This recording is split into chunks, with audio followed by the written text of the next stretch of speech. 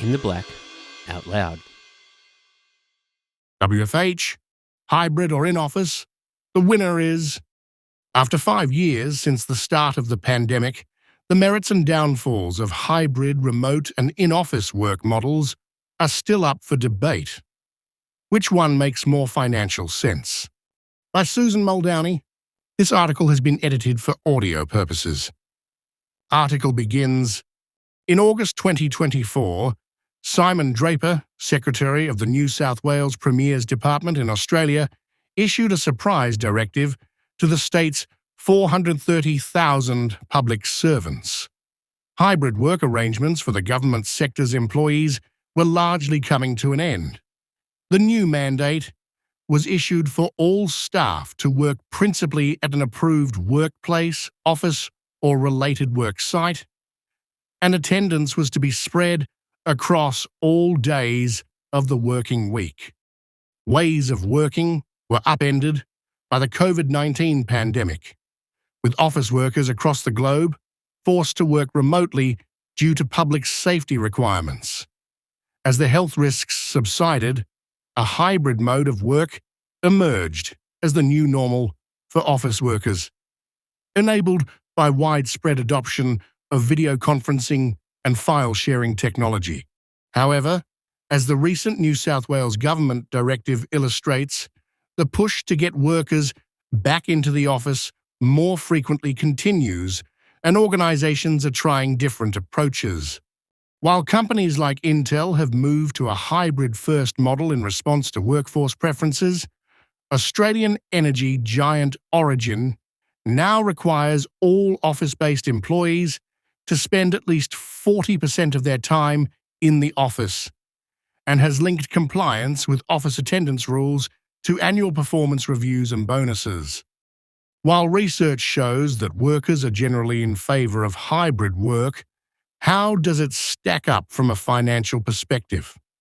What are the costs and benefits of different ways of working, and which mode is more financially favourable when considering factors like productivity, recruitment and retention, environmental costs, and employee well-being? Hybrid work, here to stay? Data from McCrindle shows 45% of Australians follow the hybrid model of work. In Singapore, fewer than 1 in 10 leaders expect employees to be on-site 100% of the time, according to a Work 3.0 study from the Centre for Creative Leadership. And from December 1st, 2024, all employers in the city-state are required to fairly consider formal requests for flexible work arrangements. In Hong Kong, 76% of employees have adopted a hybrid working model, according to data from PwC. In fact, results from a Bloomberg intelligence survey suggest workers in Hong Kong like hybrid work so much that more than a quarter would ask for at least a 6% pay increase in exchange for working in the office full-time. While hybrid work is a preference for most knowledge workers, it is also proving a winning formula for productivity and employee retention. A 2024 study from Stanford economist Nicholas Bloom reveals that employees who work from home 2 days a week are just as productive, likely to get promoted, and far less prone to quit than their fully office-based peers.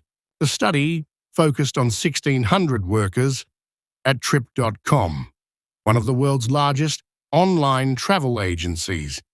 In addition to the positive productivity measure, resignations at Trip.com dropped by 33% among workers who shifted from working full-time in the office to a hybrid model.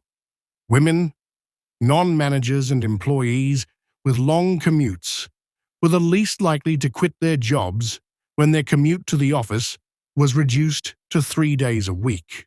Data from Hubstaff shows the cost of employee turnover can stretch to approximately 50% of an employee's salary. There is also the impact on employee morale and productivity, and replacing employees can be tough in a tight recruitment market. Professor Karen Sanders, Senior Deputy Dean, Research and Enterprise, UNSW Business School, notes that employees currently have the labour market on their side. Sanders says, if a manager tells candidates that they cannot work from home, candidates are very likely to say, "Okay, that's a pity. I'm not interested in this job." Hybrid work can also have a positive impact on employee well-being and reduce absenteeism. A recent survey from International Workplace Group found that hybrid workers exercise almost 90 minutes a week longer than before the pandemic. They are also enjoying healthier diets and getting an extra 71 hours of sleep a year due to less time spent commuting. Almost 50% have also experienced less work-related stress, and 46% have more time to relax and unwind after work.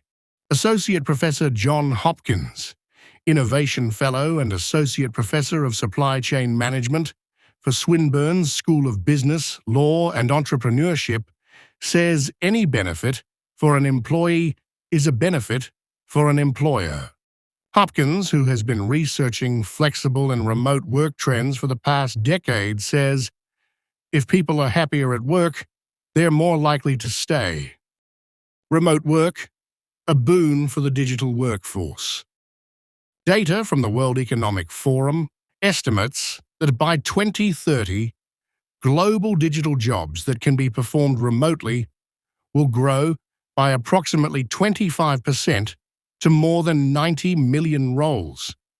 These roles will include software developers, finance managers, and financial risk specialists.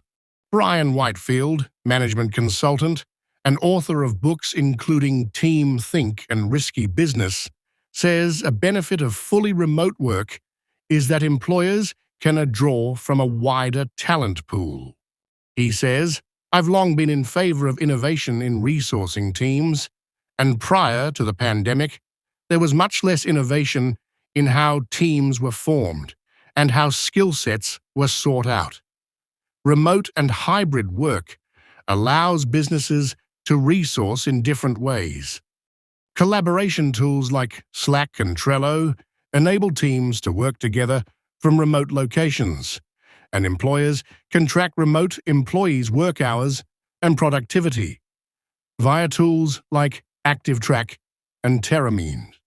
Remote work can also improve financial well-being, with data from Cisco showing Australian workers have saved an average of 10,000 Australian dollars a year by working from home since the pandemic. More than 80% ranked savings on fuel and or commuting among their top 3 areas of savings, followed by spending less on food and entertainment. Environmental benefits are another consideration. A study by Cornell and Microsoft shows remote workers could have a 54% lower carbon footprint compared to on-site workers, while hybrid workers with 2 to 4 workdays at home can reduce greenhouse gas emissions by 11 to 29%.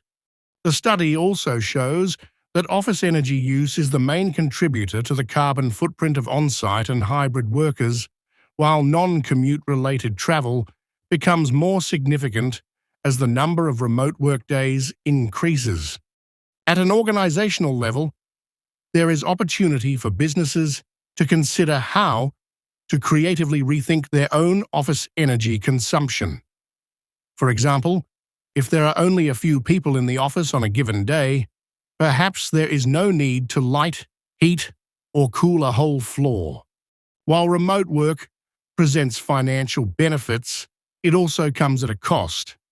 Data from Gartner shows only 24% of hybrid and remote knowledge workers report feeling connected to their organization's culture.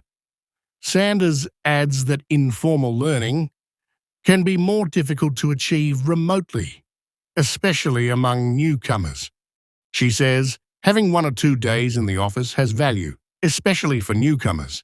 It's good to have some time in the office because they need to learn a lot, and we have seen that that is difficult if it is all online. In office work, the real estate dream. While knowledge workers may prefer the hybrid model, return-to-office mandates are on the rise. Research from Morgan McKinley shows more than 90% of firms in Hong Kong are urging their workers to increase their office presence, compared to 61% in Singapore and 65% in Australia. This presents good news for the commercial real estate sector with a 2023 study by McKinsey, estimating that remote work could wipe $800 billion US dollars or 1.2 trillion Australian dollars from the value of office buildings in major cities by 2030. It also presents an opportunity for rezoning and mixed use of offices to potentially offset housing shortages. Many leaders believe that maintaining a strong culture requires all employees to be in the same workplace. However, Whitefield says leaders can overcome culture barriers if they are willing to work at it. He says some leaders are probably saying, "I'm a bit overworking at it," but you've got to counter that with the benefit to the employee of working 2, 2.5, or even 3 days a week from home, and the benefits that that, in turn, brings to organizations. I think the better leaders have been willing to weigh that up and put in the hard yards to maintain culture and innovation without having everyone working in the office every day. While there are costs and benefits for each way of working, Hopkins stresses that hybrid work is here to stay. He says most people have formed new behaviors, new ways of working and new routines, and that flexibility is embedded in their lives and their work.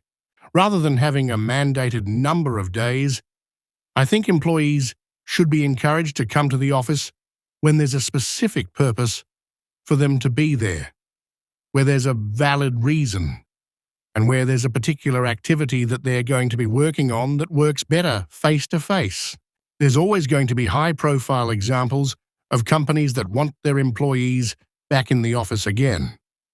Hopkins adds, but we've got to remember that we're 5 years since the start of the pandemic, and working from home, at least for part of the week, isn't a novelty anymore.